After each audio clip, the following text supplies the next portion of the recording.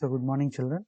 So in today's class, let us try to understand the American War of Independence.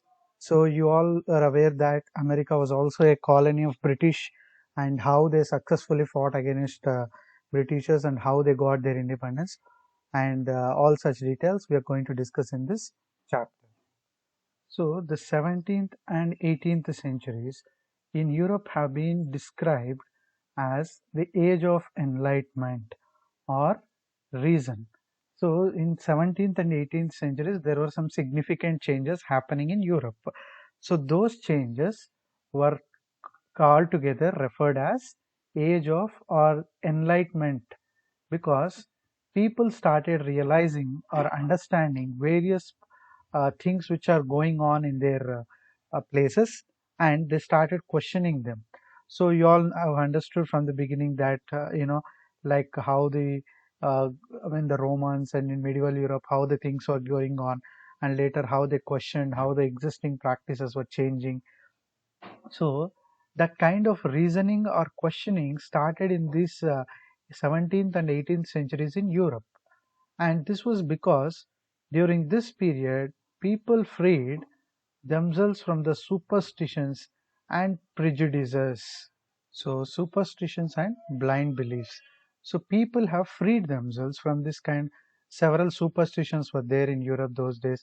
Like if you take the end of medieval period and the Renaissance period, there was some changes happening, right? So, like there were many practices introduced by church. So, the Roman Empire was having many polytheism, worship of many gods, a form for the god. So many such things, for them they were called all as superstitions. So there were even certificates issued to waive off all the sins committed by people. So this kind of belief system were there in people. When the transformation was happening in Europe from medieval ages to modern age, there were many superstitions, that means blind beliefs, and also there were many prejudices, that means they don't have any reason, simply without understanding the reason and without inquiring into the thing, simply believing something, that is called prejudice. So that means belief in something without any reason, it's called a prejudice. So such superstitions and prejudices were more popular in Europe, and by the 17th and 18th centuries, people have questioned those things in the form of Renaissance and all which happened, and they have attained enlightenment. That means they try to understand what is truth, and they have freed from the superstitions and prejudices, and they criticized everything that was unreasonable. So they criticized everything that was unreasonable, and also the writers and thinkers of the period fostered the spirit of humanism and gave priority to human freedom. So we have discussed very well in these previous chapters where humanism and all were introduced by many scholars, and they gave more importance to human aspects rather than God aspects. So because of the highly what do you call hyperactiveness of the church, what happened, people were in a lot of superstitions. Church authority was so much that they used to impose certain taxes on people. So there were many religious practices they introduced, and all such practices they questioned. And some thinkers and writers, that means some scholars of Renaissance, they have questioned the existing practices, which also made people to question. These writers and thinkers, they have fostered means encouraged the spirit of humanism. So instead of giving more importance to God and his the other rituals and other kind of things, give more importance to solving problems of humans. So this was later a very popular concept in Europe. Philosophers like Montesquieu, John Locke, Rousseau, Voltaire, Immanuel Kant, and Thomas Paine talked about individuals' freedom. So these are all philosophers and scholars of Renaissance period in Europe, and they have questioned those existing Dark Age practices, and they have led the people of Europe to a modern age, and they have stressed on individuals' freedom. So why we need to And there was one more thing, like they were occupying, the colonial powers were occupying many parts of Europe just to have power and all. So many such things were questioned by these scholars and philosophers, and they have given a very important aspect for people in an encouraging manner called individual's freedom. And they also stress the need of political independence and democracy. So those days, the kings or the rulers, how they were ruling, they have also questioned their rulings, and they stress the need of political independence. Politically, people of Europe need independence. From whom they need independence? From the what you call aristocratic kind of rule. So they want, the scholars or philosophers, they encouraged people to move towards democracy. So you have seen French Revolution. Now if you pick France also, same thing was happening. People were not accepting the king's rule, and they were trying to form a good democratic governments and all. So all such things were encouraged by these scholars. Their ideas found expression in the political developments that took place in America. So among the, suppose these scholars who I mentioned just now, they were influencing people. They were encouraging people to move towards a very advanced society. And with the same people, even America, it also got, the people of America also got inspired from these scholars and their principles. And by taking inspiration from them, they have brought certain developments, political developments in their country. Because by this time America was ruled by British, and they were these British were colonial powers, and politically they were not having any freedom. American colonies, they were not having any freedom. So they took inspiration from these scholars and their principles of Europe, and they brought certain changes by revolting against the British in their place. So even in France, same thing happened in late 18th century, and both in America and France, they got inspired through these scholars and their principles called political independence, freedom, and such things, and they paved. That means they laid their way for age of revolution. So the people, they have united, they have come together and revolted against the colonial powers who were controlling them. So the American Revolution. So how Americans revolted against their colonial rulers? How did they gain independence? That we will see. The American Revolution is considered as one of the greatest moments in human history for attaining freedom and equality. So, as I told you, they got inspired from these European scholars and philosophers like Rousseau, Montesquieu, and Immanuel Kant, and all. And they understood the importance of individual freedom and equality, and they have participated, or they have come together for a great revolution. So, historically, American Revolution has a very great significance. So why it has significance? Because it was one of the very pioneering movements, very beginning movements that helped people of America to get liberated from the colonial rulers. It was the first political revolution. That means for the very first time, the political masters of America, that is the British, were sent away from their country by the revolt taken up by Americans. So politically, the Britishers were the ruling of Americans. So these Americans, they have overthrown these Britishers from their country, and they got political independence.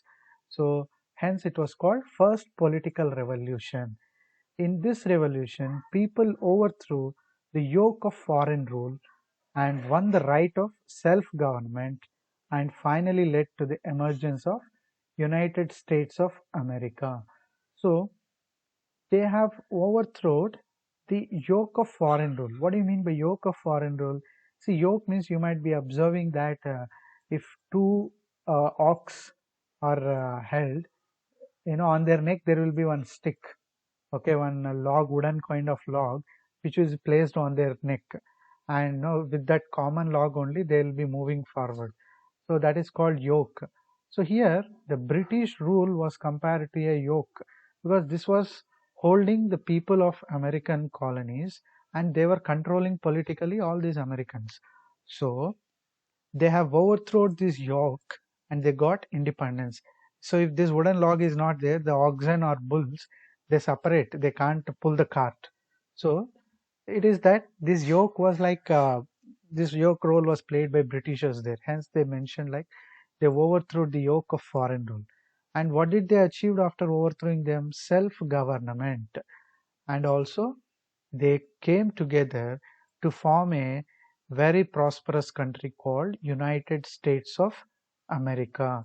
So we will discuss what was the state of America, I mean what was the position of American colonies, how they were existing, whether they were existing like one territory or whether there are many territories, that we will see. But because of American Revolution, they attained self-government, that means their own rule, and all the states which were part of this American continent, they all came together and they formed United States of America. This revolution set the pattern for the future liberation of countries of Asia, Africa, and Latin America. So after this freedom and after this self-government attainment by American colonies, it inspired even other countries of Asia, Africa, and Latin America. So because these were also the places under the control of British. When people of American colonies could send away British from their place, then these people in Asia, Africa, and Latin America, they also thought, they also got inspired from this American Revolution. So the colonies. The history of American Revolution is a record of the long drawn struggle for attaining freedom.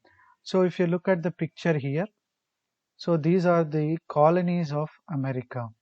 So Massachusetts, Boston, Rhode Island, New Jersey, Philadelphia, Pennsylvania, okay, so Michigan. So these are all the colonies which were part of America. And all these colonies were in struggle, long drawn struggle, means for a long period of time they were fighting for freedom. And the struggle was launched by the American colonies to retain their freedom and to oppose the stringent colonial policy adopted by England. See here, these colonies were existing independently, and they were still, there is no formation of United States of America. They were all colonies.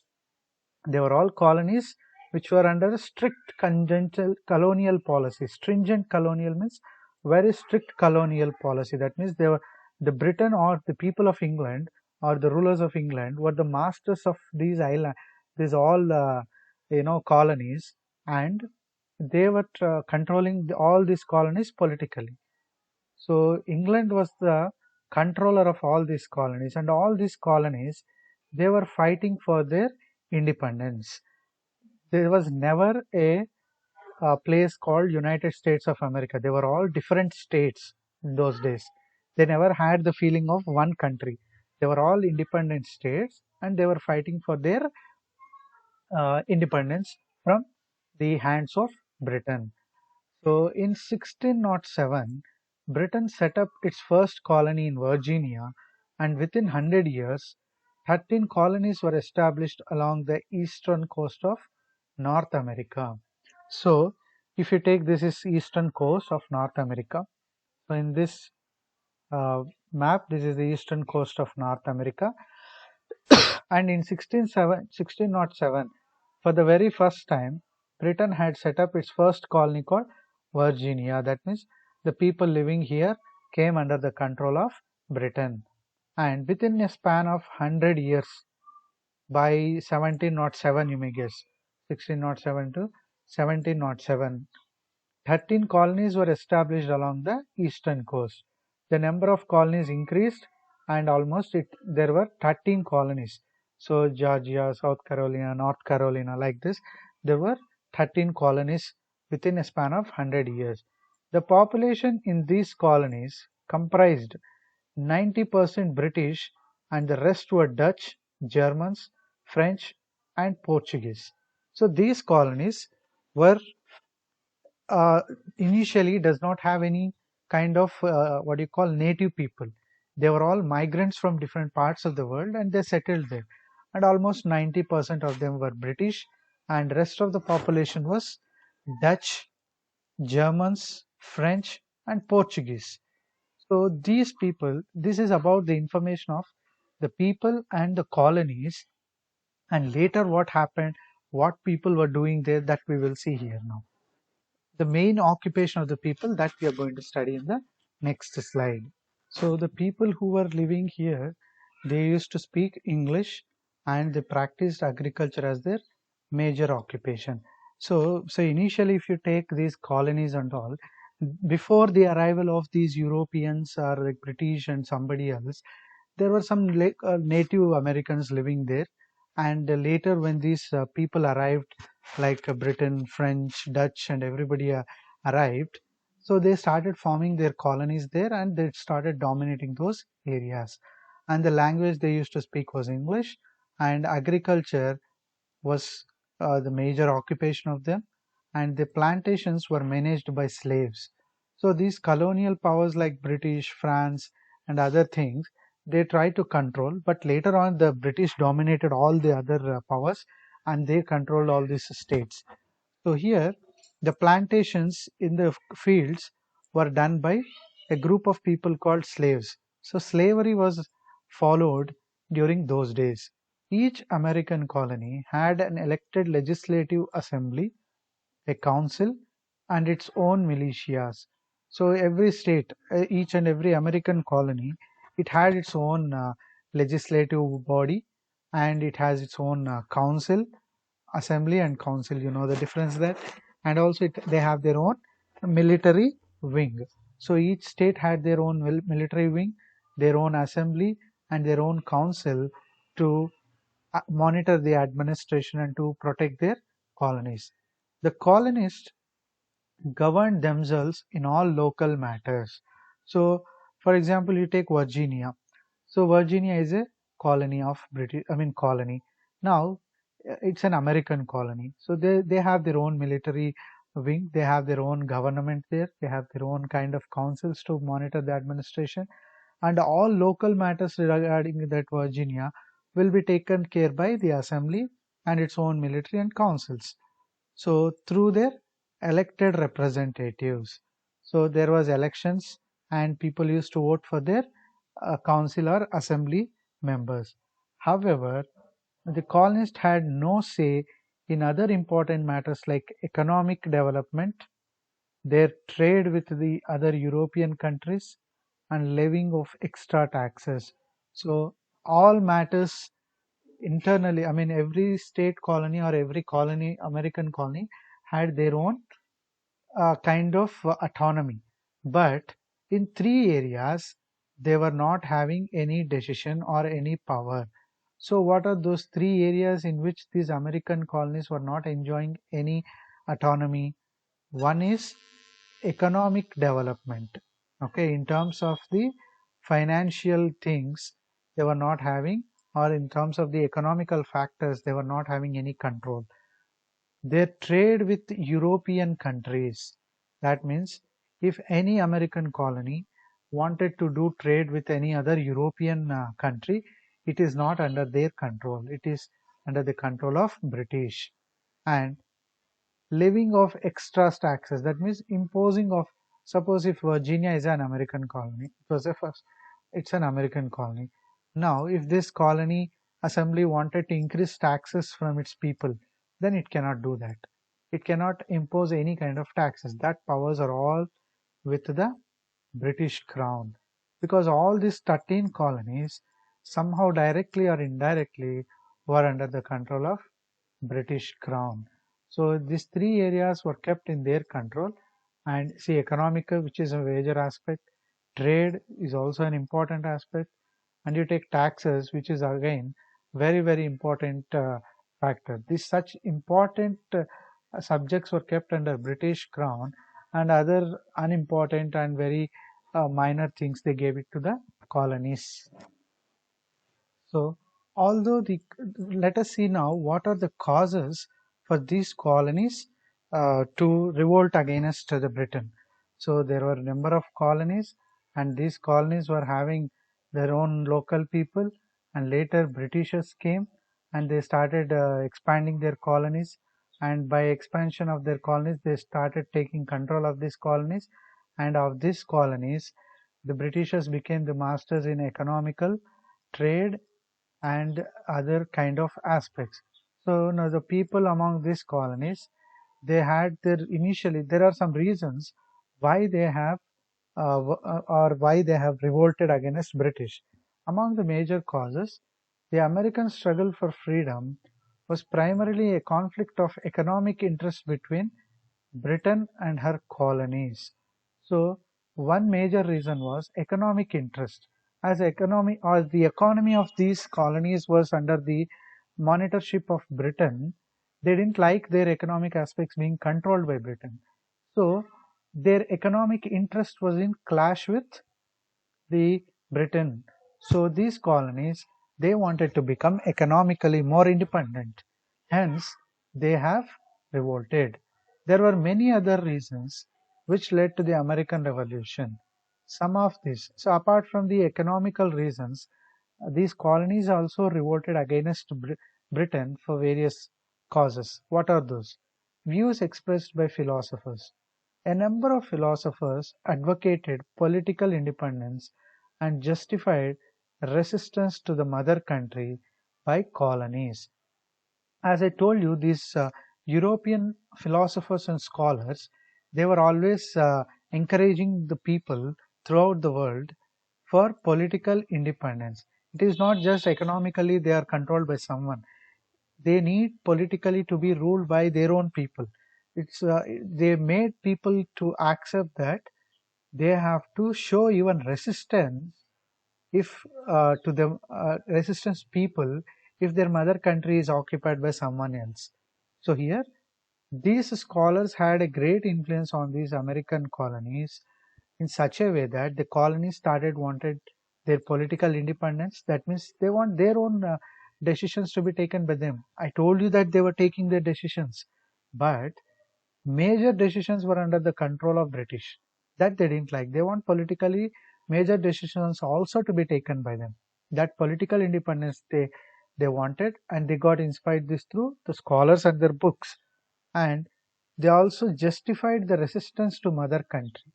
That means if any colony in America, if any one of the colony in America thinks that, suppose for example you take Virginia, so if this colony feels that yes, this is their homeland and they can even show resistance, they can also revolt.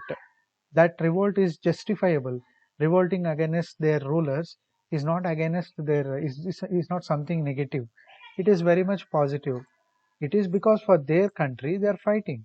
So this kind of principles were justified.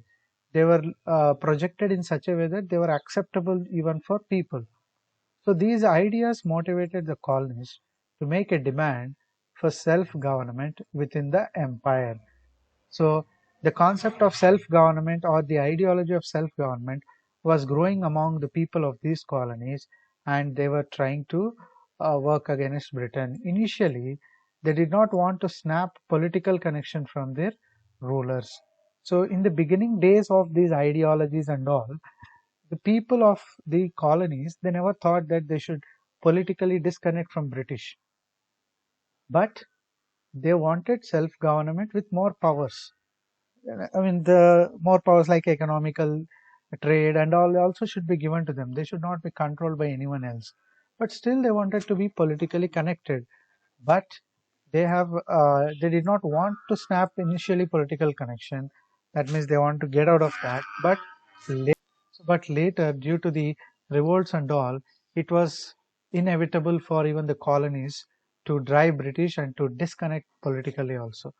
Initially, they don't want to get away political connections with British, but the way the revolt and struggle went on, it later made them completely free, and they just made a political disconnection also from the British Crown. So they wanted the equality and autonomous rule for themselves. So they don't want to see the motherland would be like Britain because they were all controlled by British Crown. So that was referred as motherland here. But they don't want to get disconnected from that motherland, but they wanted equality and autonomous rule for themselves. Autonomy means self reliability, self sustainability they want. They also wanted equality. So, with all for all such reasons, they have revolted because of the influence of scholars also, for a different kind of reasons like self government and other things. They also participated, they also revolted against British. And mercantilist policy of British. What is this mercantilist policy? Britain followed mercantile policy according to which the colonies existed merely to serve the mother country. So, what is mother country? According to this mercantilist policy of British, all the colonies that are occupied by British in this North American East Coast, they all should work for the betterment of the mother country, that is England. So these all colonies must serve, they were existing just to serve the mother country. These colonies provided the raw material and supplies which could not be produced at home country. For example, in England, there is no cotton available. So, and in American states called Virginia and Carolina, North Carolina and all, there is a lot of cotton crops are grown. So, this cotton must be sent to England for the spinning and weaving industries which are present there. So they said that the British followed the policy that the colonies must exist to serve the needs of the motherland. The motherland is England. And also they also should provide the raw materials to that I mean, which are not produced at homeland. So as in England, cotton cannot be produced there. I mean, there is a very little production there. The major supplies should go from these colonies, and they also should serve as the markets for their finished goods. So once the resources are taken from these colonies, they go to Britain. And in Britain, the industries will manufacture these resources into some products or finished goods. And these goods, again, they need market to be sold. So cotton, they take it from these colonies. They manufacture cotton clothes. And these cotton clothes, they must be having some market to be sold, right? And these colonies, the British said that these colonies should function as markets for their finished goods. Whatever goods that are finished and produced in England, again they have to be sold in the colonies which are under their control. The colonies should serve the purpose of even buying the goods that are produced in England. Mercantilism was also against the establishment of self-government for colonies. So according to this mercantilist policy of British, they must exist for their home Britain. They must supply all the resources for Britain. They must also serve as markets for Britain. Also, this mercantilist policy, it is against self-government of colonies. The colonies cannot have self-governance on their own. They should be under the control of British Crown with their own kind of partial autonomous status, but not complete autonomous status is not accepted by Britishers. The colonists resisted this mercantilist policy of colonial exploitation. So this was also a cause.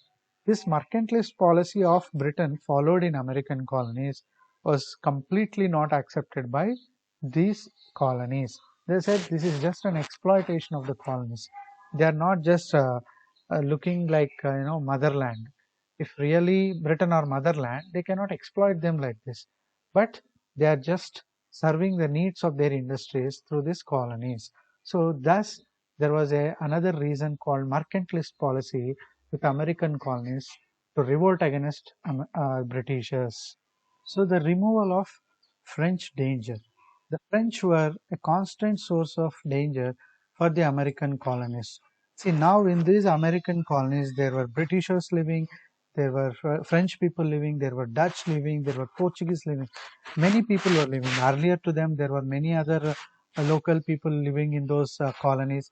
But now, these people you take throughout the world, it was due to rapid industrialization, Britain and France, they were constantly in struggle with each other to dominate the colonies throughout the world. If British goes one place and occupy that place, French also comes to this place. So both purpose is to exploit resources, but they both were enemies in the rapid industrialization. So French also goes there and try to create a tension atmosphere there. So both try to take control of this place, and constant wars used to happen. So in the similar manner, the French were also posing danger for American colonists. As they know that the British were controlling the colonies, the French also tried to attack these colonies. And as long as the colonies were threatened by French, they need British military protection. So the American colonies even had the threat of French military attacking them. So what they thought, as long as British dominated them or British military protection is there with American colonies, the French would not be successful in their expedition against American colonies. So they felt that yes, British military strength is needed for them to protect themselves against French attacks. And so the American colonies did not dare to go against their mother country, that is England. So the American colonies which were there, they felt that the French could always attack them. So they don't want that French people to attack them and rule them. So they felt, yes, in a way, British army should stay here to protect them from French attack. But after England's victory against France in the 7 Years' War in 1756 to 63, colonies which earlier used to be kept in check because of fear of a possible Anglo-French alliance against them could not be subdued under this pretext. So the American colonies had two fears in those days. One is French would attack them. And how can they protect themselves from French attacks? By allowing England's army to stay there. Now, another reason why the people were American colonies were afraid was there might be a chance that this England and France, okay, who were fighting wars outside their colonies, they may also turn up as an alliance to occupy these American colonies. They were afraid of this kind of alliance between England and France. Even though they are enemies, they were worried that one day they may turn up as friends and they may also try to control these American colonies. So these two fears were there, but this fear was shattered. That England and French alliance was shattered because England won over the 7 Years' War with French. The Anglo-French wars were completely won by England. Hence, now this fear was lost among the American colonies. They only had the fear of England.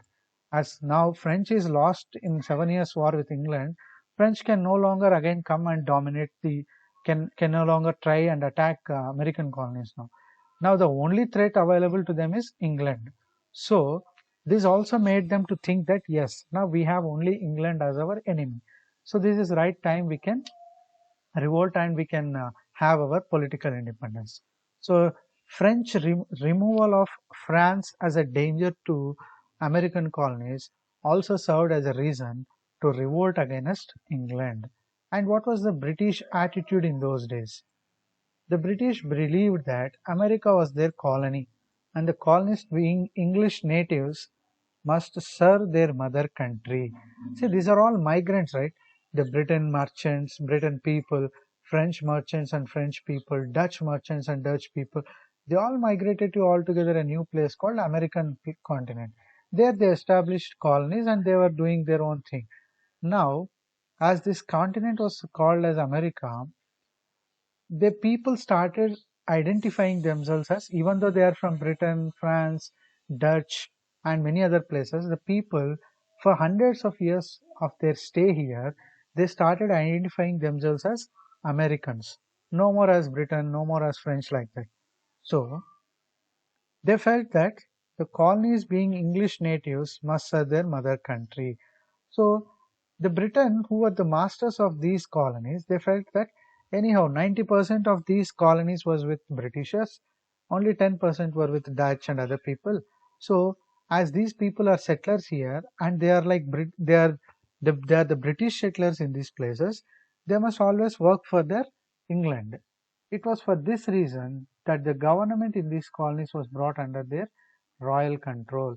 As most of the people were Britain settlers here, they felt that they should, the Britain colonial rulers felt that as you are going from Britain and settling there and you are making your own place there, you must also serve your native country or motherland.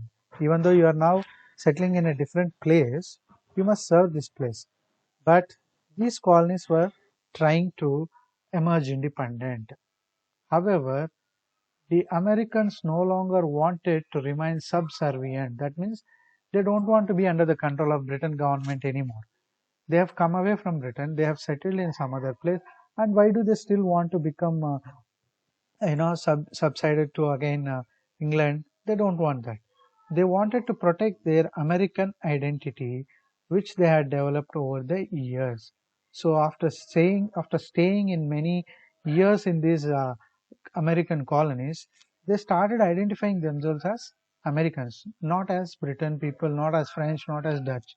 So they felt this kind of uh, what you call strict colonial rules imposed by England is not acceptable to them. Thus, it was a contest between imperialism and colonial home rule. So, on one hand, England wanted to take control of these places for the resources, believing that the people settlers there are the local